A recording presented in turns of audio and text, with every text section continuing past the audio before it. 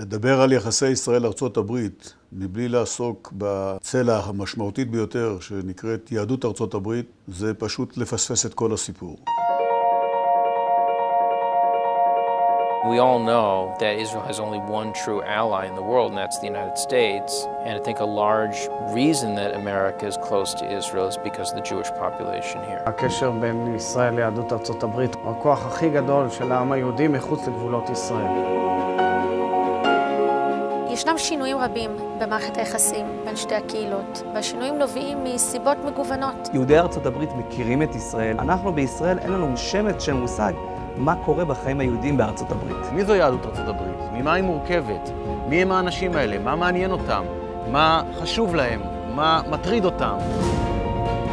What Israelis miss is that Jews living in America are not Jews who happen to be in America. They're Americans and Jews, and they don't differentiate between the two, and they're very much part of American life on all levels. מוכרחים להכיר את יהדות ארצות הברית, כי זה העתודה האסטרטגית החשובה ביותר של מדינת ישראל.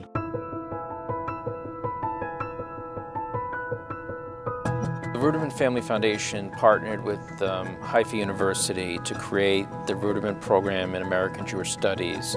מטרת תוכנית רודרמן ללימודי יהדות ארצות הברית באוניברסיטת חיפה היא להיות בסיס של ידע ומחקר על יהדות ארצות הברית בעבר ובהווה, להנגיש את המחקר ואת הידע שנצבר לקהל הרחב ולפוליטיקאים, למעצבי דעת קהל, למדינאים ולכל מי שרוצה ללמוד דבר אחד או שתיים על יהדות ארצות הברית.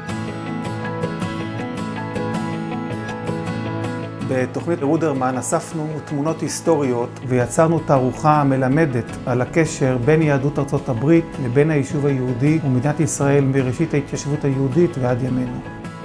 התמונות מספרות סיפור מופלא ומרגש על תרומתה האדירה של יהדות ארצות הברית לחברה הישראלית וליישוב היהודי בתחומים רבים כמו הכלכלה, החברה, הביטחון, הרווחה, התשתיות.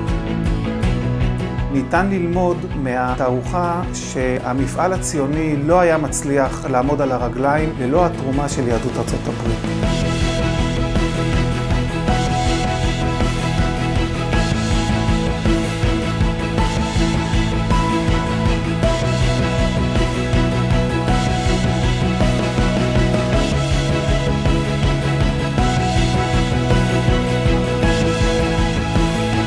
כישראלים יש לנו מחויבות ללמוד על יהדות ארצות הברית, להוקיר להם תודה על תרומתם ליישוב היהודי ולמדינת ישראל, ולהמשיך ולטפח את הקשר בין שתי הקהילות.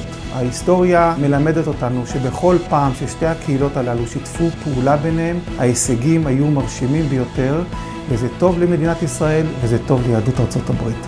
אם נמשיך להתמיד ולעסוק בלמידה ההדדית של שתי הקהילות אחת את השנייה, נוכל להבטיח עתיד משותף טוב יותר גם למדינת ישראל וגם לקהילות היהודיות.